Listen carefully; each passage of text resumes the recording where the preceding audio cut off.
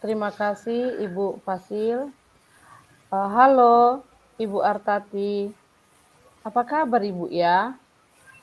Oh, kabar baik Ibu. Ibu juga apa kabar? Kabar baik. Gini Ibu Artati, kemarin kata Ibu Rosnita Ibu mencari saya. Ada apa ya Bu? Oh, gini loh Bu Halimah. Saya ingin minta waktu Ibu sebentar. Saya mau bercerita tentang apa yang saya alami akhir-akhir ini Bu, tentang pengajaran saya di kelas Ibu Halimah. Apa Ibu Halimah ada waktu? Oh, kira-kira apa yang mau Ibu ceritakan Bu? Ya, begini Bu Halimah. Jadi akhir-akhir ini kan saya itu merasa bahwa murid-murid saya itu kayaknya belajar dari saya itu kayaknya kurang antusias Ibu untuk menerima pembelajaran dari saya. Dan juga saya melihat siswa saya itu banyak akhir-akhir ini setiap kelas itu yang mengerjakan tugas itu hanya sekitar 50% loh Bu. Jadi saya ingin mengetahui kenapa ya Bu bisa seperti itu. Oh, jadi menurut Ibu Artati, eh, apa yang Ibu harapkan dari obrolan kita hari ini Bu? Ya, jadi saya mengharapkan untuk percakapan kita hari ini, Ibu, saya ingin mendapatkan solusi bagaimana mengatasi permasalahan yang saya alami tentang antusiasme murid-murid saya, Bu, dalam pembelajaran. Oh, oke Bu. Nah, kalau menurut Ibu Artati sendiri, hal apa saja yang membuat murid-murid Ibu itu kurang antusias dalam pembelajaran bersama Ibu di kelas? Kira-kira apa penyebabnya gitu Bu? Jadi kalau saya lihat, Bu, pembelajaran saya mungkin di situ, Bu, yang sepertinya kayaknya sedikit membosankan dan terlalu monoton mungkin karena di mana ya saya selalu dominan untuk berbicara, bercerita di depan murid-murid saya. Dan yang kedua, mungkin saya tidak memberikan kesempatan Bu kepada murid itu untuk menyampaikan pendapatnya dan dalam pembelajaran yang saya lakukan mungkin Bu. Oh, gitu ya Bu ya. Nah, kira-kira apa saja yang dapat membuat murid Ibu itu antusias dalam pembelajaran Ibu? Ya menurut saya murid-murid itu pasti menginginkan pembelajaran yang menarik, asik, dan tidak monoton dan tidak membosankan mungkin. Wah, saya sependapat dengan Ibu. Lalu, menurut pendapat Ibu, apa saja yang bisa membuat murid-murid itu merasa asik dan tidak bosan pada pembelajaran Ibu? Ya, menurut saya pembelajaran itu harus berpusat pada murid dan juga mungkin saya akan meminta murid itu untuk lebih aktif lagi dalam pembelajaran. Kemudian supaya tidak bosan, mungkin saya akan menyediakan misalkan seperti ice breaking, melakukan ice breaking atau games supaya pembelajaran itu lebih menarik, Bu. Oh iya, bagus ya Bu ya. Lalu Bu, mengenai tugas yang Ibu berikan kepada murid-murid Ibu, apakah penyebabnya sehingga kurang antusias dalam pengumpulan tugas, Bu? Jadi kalau saya lihat kemungkinan siswa saya itu tidak antusias untuk mengumpulkan tugas, mengerjakan tugasnya.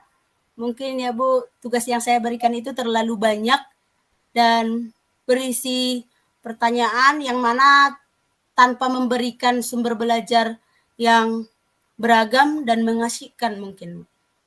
Oh, maaf ya Bu, kalau saya boleh tahu, eh, Ibu menggunakan sumber belajar di kelas itu apa saja, Bu? Apa saja sumber belajar yang Ibu gunakan di kelas Ibu gitu? Jadi kalau dikatakan sumber belajar yang saya pakai memang Bu masih menggunakan buku teks yang ada di perpustakaan nih Bu. Oh, begitu ya Bu, ya hanya menggunakan buku teks. Adakah sumber belajar selain buku teks yang Ibu gunakan, Bu? Buku-buku atau sumber pendukung, Bu? Mungkin ya Bu, kalau dikatakan, saya pikirkan sebenarnya sih banyak sumber belajar yang bisa kita ambil seperti, melihat video-video di YouTube, di blog, ataupun di tulisan ilmiah, di internet ya Bu. Lagian sekarang juga sudah ada dengan, menggunakan aplikasi yang tren sekarang Bu, ya mungkin dengan menggunakan aplikasi TikTok mungkin, atau reel di IG kita masing-masing seperti itu. Iya, itu betul sekali, Bu. Saya yakin sekali seandainya Ibu bisa menggunakan berbagai macam sumber belajar, pasti siswa kita itu merasa lebih antusias, Bu. Karena anak-anak itu kan beragam ya, Bu ya. Mungkin dia lebih antusias dalam pembelajaran jika mereka mendapatkan sumber-sumber yang beragam, Bu. Nah, eh, jadi sekarang apa rencana Ibu untuk menyelesaikan masalah ini, Bu? Ya mungkin rencana saya yang pertama Bu, nanti saya akan memberikan sumber pembelajaran yang beragam, seperti tadi yang sudah saya katakan dengan melihat di YouTube, di TikTok, dan yang kemudian nanti saya akan memberikan tugasnya itu tidak terlalu banyak mungkin Bu. Jadi untuk anak-anak nanti akan lebih semangat untuk mengerjakan tugasnya, dan kemudian lagi untuk supaya lebih pembelajaran itu nantinya memiliki berdiferensiasi lah Bu yang saya berikan kepada si anak, sehingga murid itu tidak terkesan dipaksa untuk mengerjakan tugasnya. Bagus sekali Bu, rencana yang sudah Ibu susun itu sangat bagus. Mudah-mudahan apa yang sudah Ibu rencanakan berhasil ya Bu ya. Nah, tadi setelah Ibu merencanakannya, apa komitmen Ibu terhadap rencana Ibu ini?